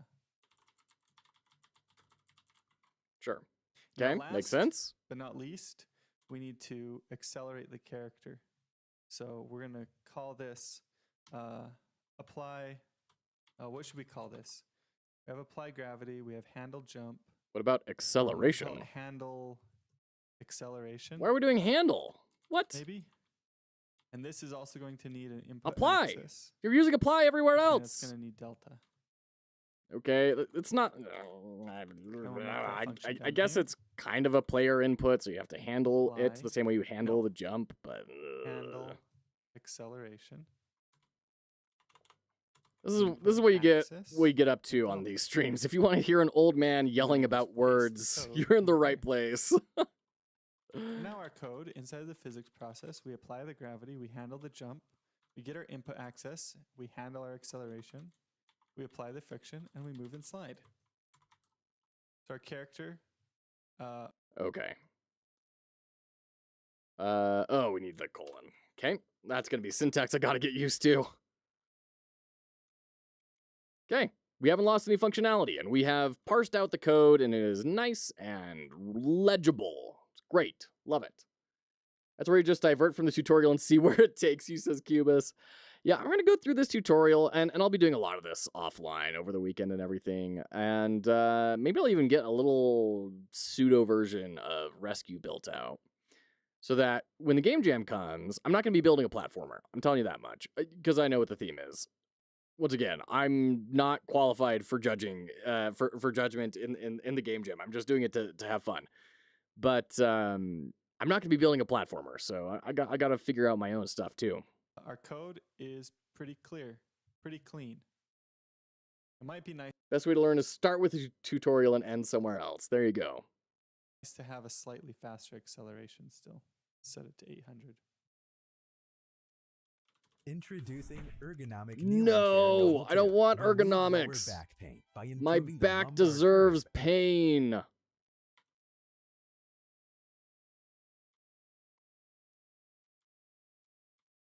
right. Yeah, just a little bit snappier. Like, he went through all this effort to build all this friction, acceleration, deceleration, and everything, and it feels nearly identical to where we started, and I'm not convinced we gained all that much value out of this. And of course, the values that you choose are going to be dependent on... But it is more flexible, right? You can now start messing with things. You can include different surfaces. You can modify variables and all that sort of thing. I get that. How are you able to watch videos like that? Like what? What do you mean? type of Like game you're what? making and how you want the game to feel, right? All of this comes down to the specific style that you're going for and how snappy you want your game to be versus maybe slidey. Mario, for example, Mario Brothers 3, he was definitely more slidey, and like he could slowly accelerate up and then slide if he, along the ground if he tried to turn around. Now, the last thing... That's, got, well, I don't do it by choice, Cubus. It's just they surface like mole men. pretty good movement. Everything's going nicely. The last thing we're going to do is import in some animations. So let's come down to our... in this video, in the description, I'll include a link that you can get access to these animations. I'm actually going to rename... Well, we'll grab this player script. Okay, I have to extract it. Oh, I've already extracted it. I did? I don't remember doing that. Here we go. Drag the player, drop it in here. So you can just drag the sprite in and drop it. I'm going to... Dislike tutorials that go through a whole bunch of explanation, then after 50 minutes they say, but that's not really how you should do it. Let me show you how you should do it. rename it though, with a lowercase p, like this, rename. And then we come into our sprite here, and we can drag in our player sprite. Oh my goodness, the sprite is still scaled though. Come into the transform and reset the scale. There we go, that's much better. And what a cute little character, right? But this is a sprite sheet, meaning we've got a bunch of different frames on this animation. And because of the type of character that we're doing, a sprite 2D actually isn't the best fit. So we're going to delete our sprite 2D. And on our character body here, we're going to add a new node, and we're going to do an... Speaking of which, Fubar. That's why you speed through it once and only then follow along. Oh my gosh. Animated sprite 2D. Now you can animate a normal sprite using an animation player. But for this example, it's actually going to be easier just to use the animated sprite. So once we've added our animated sprite, we can come to the animation tab, and there's going to... So let's say I have 30 different frames as individual images. Is there a way to bring that into Godot and use that as the animation instead of having to recompile those images into a sprite sheet? Is that something you can do? Godot animate from individual frames.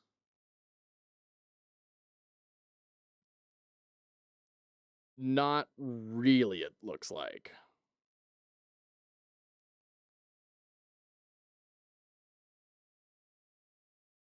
So let's grab all these. Make a new folder. Dog animation. Oh, and of course it didn't drag them into where I would like them to go, because why would it? Okay.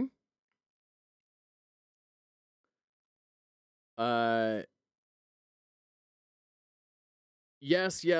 Okay, always use sprite sheets. Well, sure, but I don't have a sprite sheet right now. 2 ways to animate. Simple mode, use animated sprite. Do you have a sprite? I do not have a sprite. More complex, use animation code. If you don't have a sprite, go get Libra Sprite, drag your frames into it, and create a sprite sheet. So much easier. Listen, I believe you all that it's easier. I'm saying I don't have it right now. And I don't want to take the time to go do it on the stream. I'm wondering, is there a way to do this? I hear you all, and I believe you. I believe that it's much easier. Because, yeah, it looks like you have to, like, manually key in each frame, which sounds awful.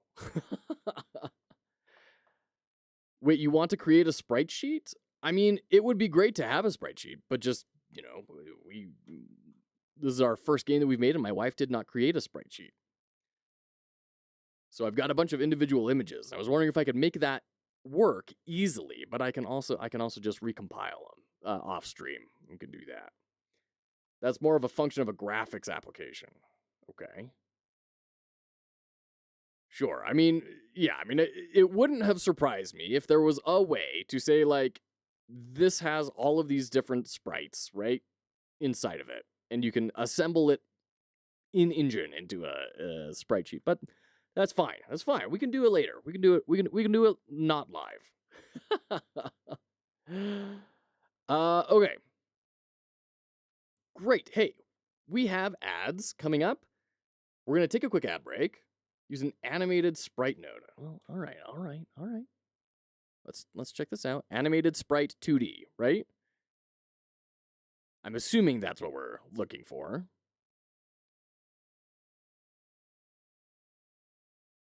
And then what? Can I just grab all these and bring them in? Sprite frames. New sprite frames.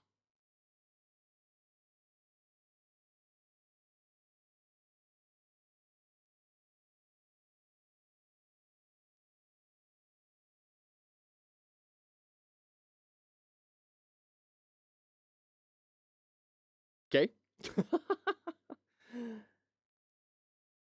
Add a sprite frame resource first, which I assume I did. Or maybe not. Then you'll see a new editor at the bottom center. Okay.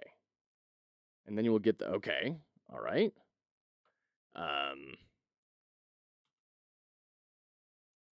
Animations. Dog. Okay, I only get one character. Okay, for some reason, it is unfocusing every single time. Okay. Okay, so I've got jump. You see it? What? Oh, down here! Oh, look at that! Wow! Look at that! Hey, that looks good. See? This is what I was talking about. This is great. Thank you. Thank you. Okay. Very cool.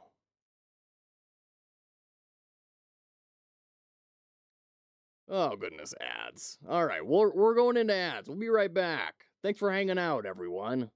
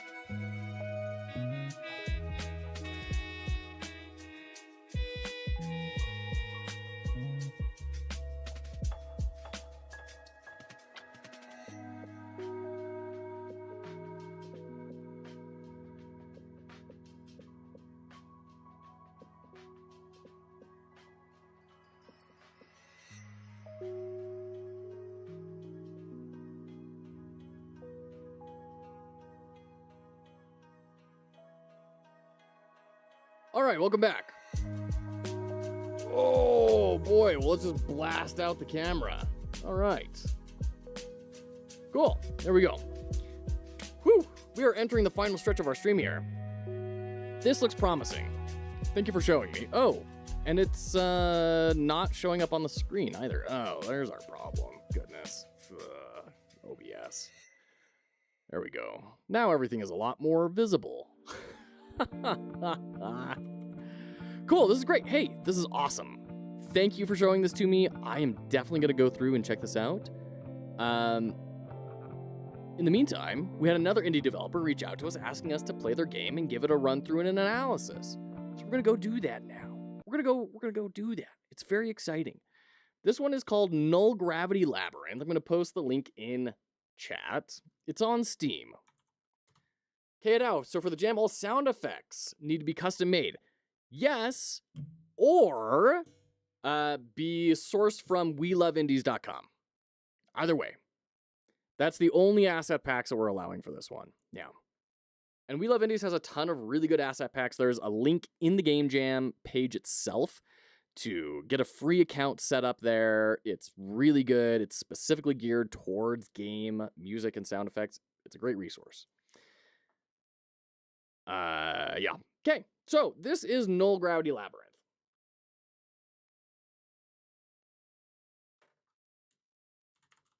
Let me add a marker there. Okay. Null Gravity Labyrinth is a free game available on Steam. It's kind of an abstract movement puzzle sort of game I gathered from the homepage on Steam. We could talk a lot about a lot of things. I think this is going to be a really interesting one to experience.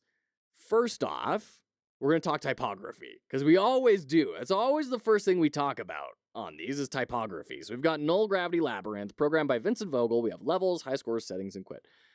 So the typography is pretty rough here, right?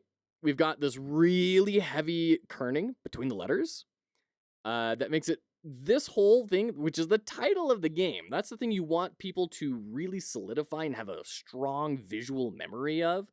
It basically just fades in the background. It's so far separated, it's kind of even hard to tell when a word ends, right? Because the spacing is so dramatic between some of these letters. Did I answer your question or did I miss it, asked Aubrey? Oh, you know what? I didn't see that. I'm so sorry. When you join the Game Jam and say you have a team, do you have to join it individually for each member or once? Just once. Yeah, just one person needs to join. That's fine. Yeah. Hadao, I built my engine's editor around another sound effects asset pack. That's sad. And that's fine. You know, you don't need to have sound. It's fine. We're not going to be grading on, like, is this as close to a released product as possible? A lot of game jams are. They're very focused on polish. This jam's going to be a lot less focused on polish. It's going to be a lot more on, like, how are your concepts? How is this as an idea? More than the polish. Polish is definitely still a part of judgment, but it's not the biggest deal. So, yeah. I hear you, Hadao. I hear you. Ironic, because you're not going to be able to use your sound effect pack. But even with that, I still hear you.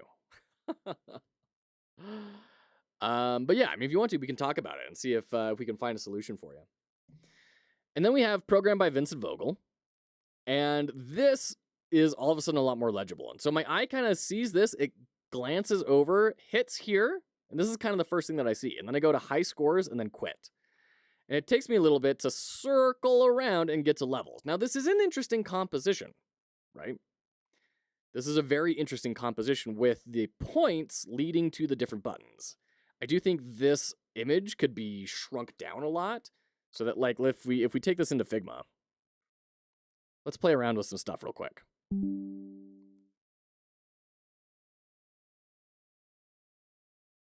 And also my Figma dark mode has broken, unfortunately. So it's a little bit awkward for a hot second here. Bring this out.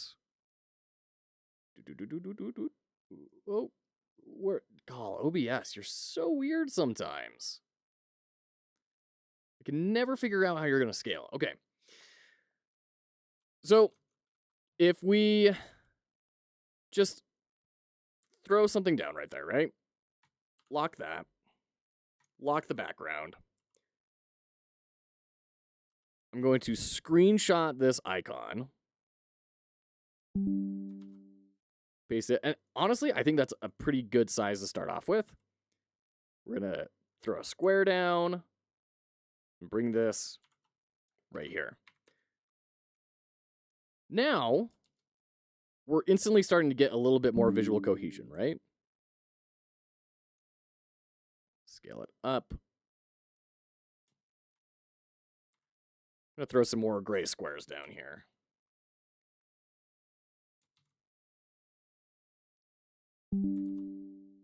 Oops. There we go. Get our next button. Next button. And next button. Sorry for all the alert pings you guys are getting. And then that. There we go. Okay.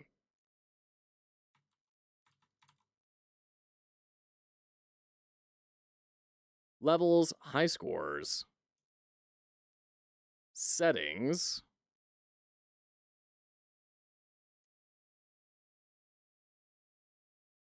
and then quit. All right. So now that these arrows are actually pointing to things instead of just being in the direction, it's in dork mode now. Okay, now it's fine. Just find sourcing sound effects to be really tedious. I don't blame you. We all have parts of the job that we don't enjoy. I understand that. Yeah. So we have null, gravity, labyrinth. And then they have just kind of a basic sans serif font. It's kind of sci-fi-y. Like, we may even be able to get away with Rajdhani. Ooh.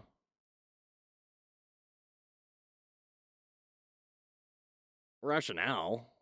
I don't know. It's maybe a little more stylized than they were hoping to go for, but we'll just play with something simple here.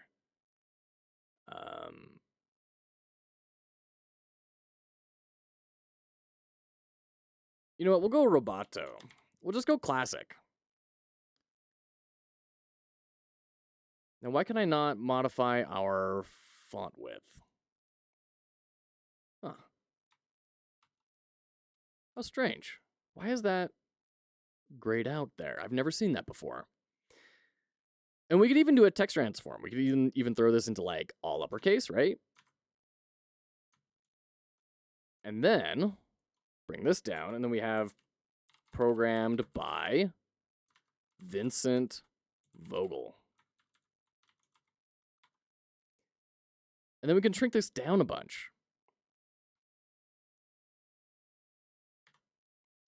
So we're getting closer here, right? This is starting to look a little bit better.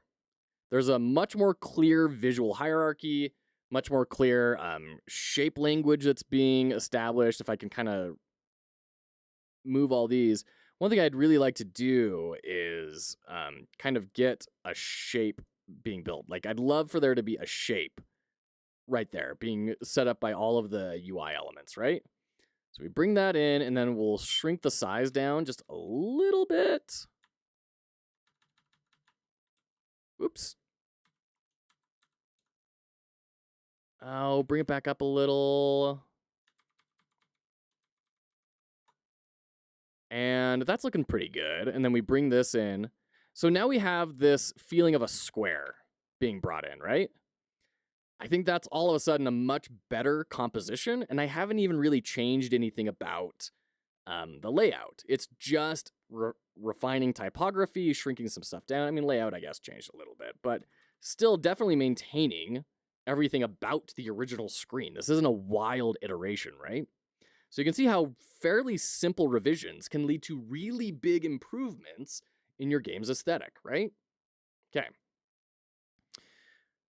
We could talk about order here, levels, high scores, settings, quit. Settings you kind of typically tend to associate with the upper right corner. That's Jacob's Law type sort of stuff.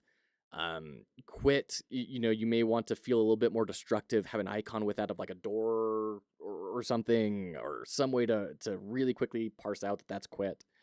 I do like the levels is in the upper left because our eyes do typically go to the upper left, but because of the layout here, and the framing that they have, you kind of get this Fibonacci spiral type sort of effect where you start up here, flow down, and the levels actually ends up, for me at least, being the very last thing that I end up seeing.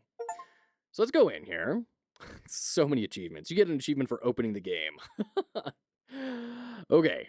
Once again, weird composition here with the main menu being here. It kind of feels like it's a bridge between these two things, but it's separate from them. I would have this not connect to these two to really symbolize that this is a separate thing from them. And even, honestly, replace it with a back button up here. I don't think you need the main menu button there. Have a little back arrow up in the upper left. Remove that. All of a sudden, this is a lot better. Once again, shrink this down.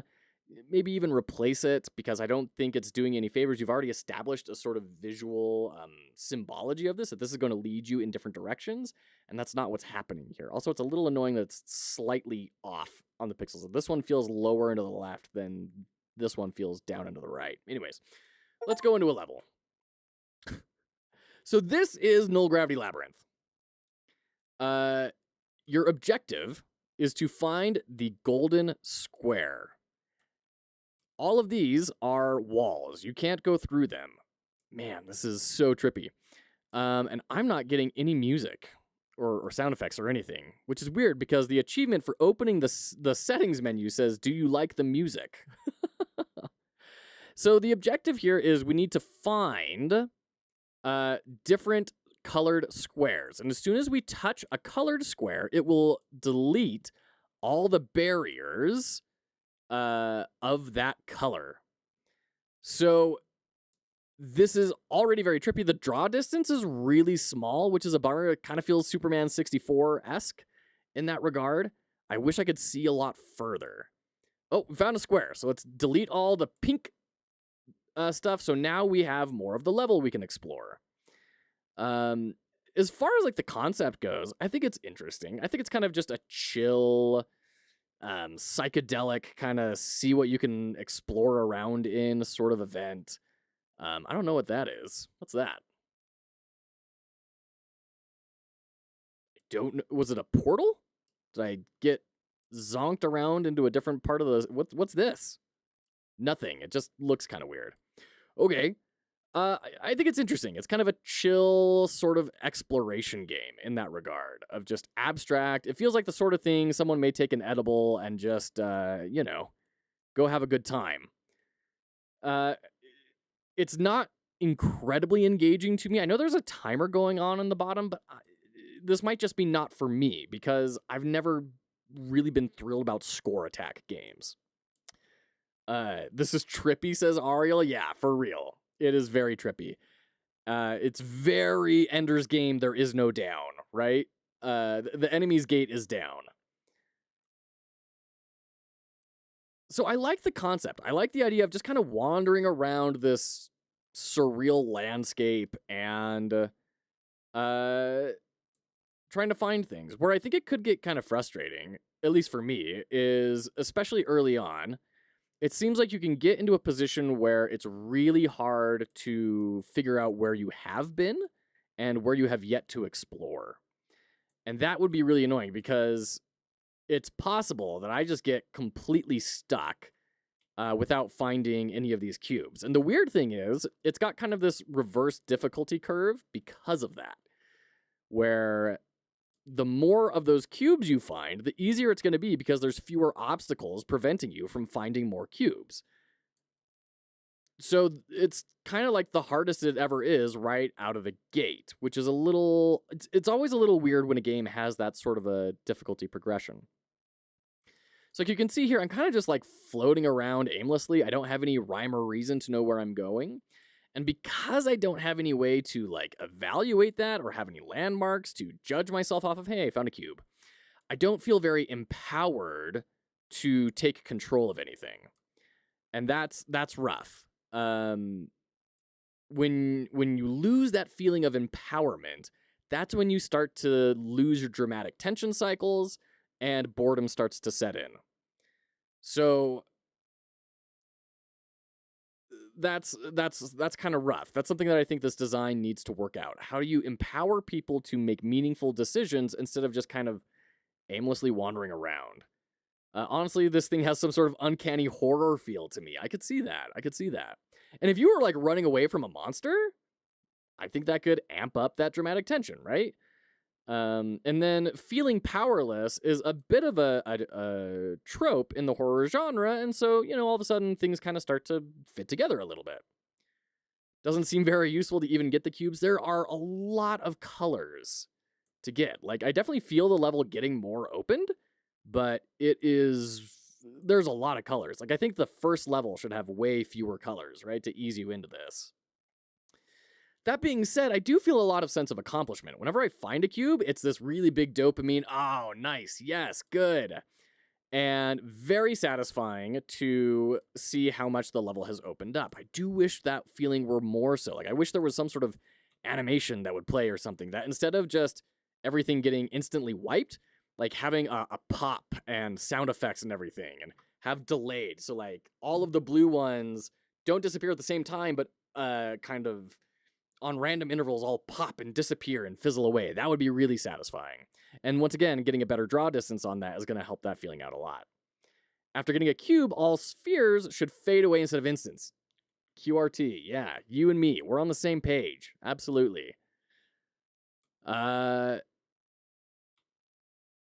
So it's interesting. I think there's something to this. I do think this is kind of like an early alpha type sort of proof of concept more than it is a finished game, though. I think in my opinion, there needs to be more about it. There's not a lot of empowerment. There's not a lot of epic meaning in this. I don't know. That's just kind of me, though. Abstract games are always a little rough for me. I'm not a huge abstract board gamer, for example.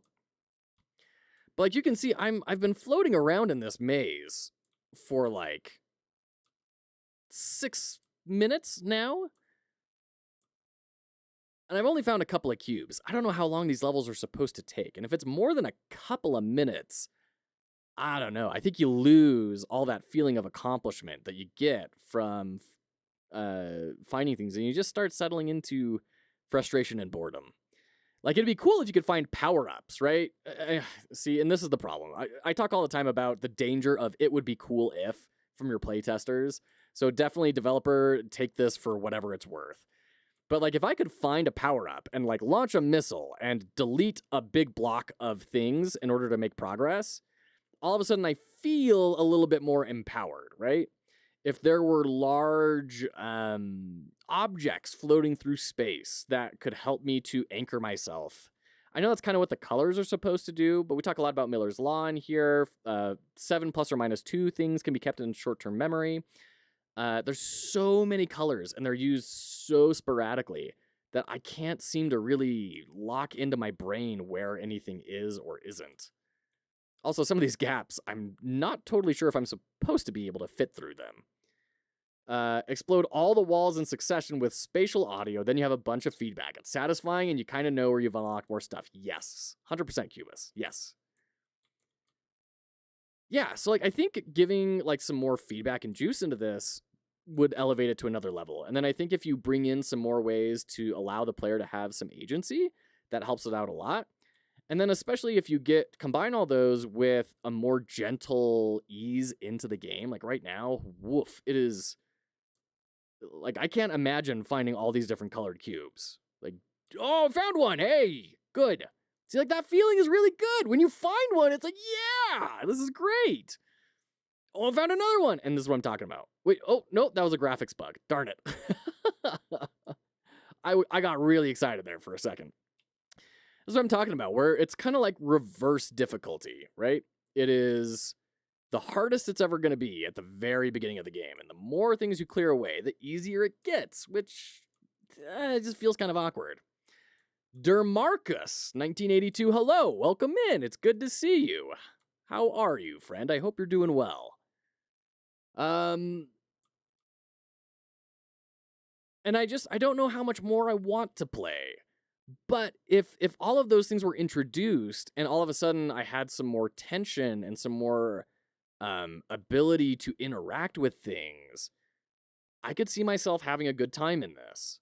And I could definitely see an audience for it. Hey, we got a portal.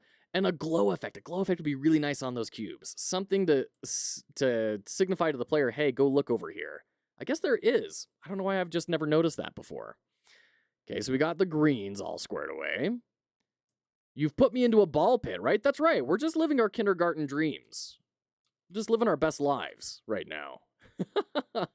This is a indie game called Null Gravity Labyrinth. It's kind of exactly what it sounds like. We're trying to find these cubes to eliminate colors so that we can find the golden cube. It's kind of like finding the golden snitch in Harry Potter, which is kind of interesting because that tells me that you could theoretically get through this level without finding all the colored cubes. It's kind of interesting. Yes, the developer reached out to me. They wanted to get some feedback on this, and we're happy to oblige. There we go. There's the source of that glow. See, the glows are good. Now that I know kind of what I'm looking for, I'm finding things a lot more. Once again, we're getting rid of more colors. It's going by a lot more fast. This is great. Yeah. Understanding the lighting cues is huge. Holy cow. The walls should restrict you more, basically with only one cube available in a small area at the start, growing to a few more cubes. Yes, exactly. Exactly. There's a level design problem in here. QRT42, playing it now, and the far plane is increasing with time. Really? Like the bounds of the level get bigger over time? Oh no, the draw distance is getting bigger, isn't it? Yeah, you're right. I'm seeing much further now than we did at the start of the game. That's kind of frustrating. I missed one? Darn it. Where did I miss one?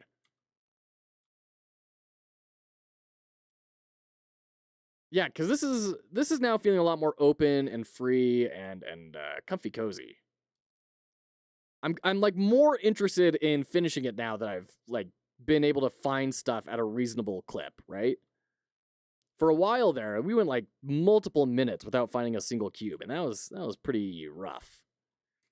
But once we figured out the lighting, now we got a stew going. I do feel like I'm in a McDonald's ball pit. That's for sure. With these colors that are left, 100%. Red, yellow, blue, and then the Mickey gold. Hey, there's one. Watch where on the balloons the reflections are. Yellow to the left behind you. Ow, darn it. Hey, let's go over here. I don't want to go through a portal. I want to find a cube. Yes, there's blue. Good. See, I'm wondering how intense the reflections really are. Like, is there just a general light source, or does it, like, okay, so no, it's not just a general light source. Good. Now, is this our golden cube? I think we found the golden cube. Nice. Hey, level 1. There we go. Finish level 1. In the next level, there will be wood. So there you go. High scores, levels, main menu. Yeah, I mean, this could be refined along with a lot of the same things. Typography, the yellow numbers are a little weird here. Just refining the typographical styles. You found the snitch. That's right. That's Null Gravity Labyrinth. I do think there's a lot of interesting stuff in here. I really, truly do. So thank you so much for joining us. That's going to be it for today's analysis and our Godot learning and our Game Jam announcement stream and everything. This has been a grand old time. I'm going to put Null Gravity Labyrinth in the chat once again, and then I'm also going to put our sponsor of, because Bot is apparently not doing its job, our sponsor for the jam, once again, throwing that in chat. Go follow their itch.io page. They're building a game about pigeons committing civil revolt. Pigeon coup. It's great. Go check it out. With that being said, this has been a wonderful day. Thank you, everyone, for joining us. I've had so much fun. We've had so much progress, and it's just been a grand old time. You're all fantastic. Thanks for hanging out. We're going to go raid someone. Don't go anywhere. Who should we raid? Let's go raid Connie. Connie's streaming, and they're doing really cool work with Godot and overlays and Twitch APIs, all sorts of stuff. So we're going to go hang out with Connie. If you like what you've seen today, we are a charitable organization devoted to helping people develop the skill sets they need to enter the video game industry, and I wear lots of hats when chat asks me to. If that sounds like a good time to you, welcome home. You're in the right place. Thanks for being here. Follow, subscribe, whatever you'd like. Boy, my hair is a mess right now. You just came from Connie Dev's channel. I'm sending you right back. And with that, thank you so much. God, this hair is gross. And we will see you tomorrow for another stream, Learning Godot. Thank you so much for being here. We'll see you then.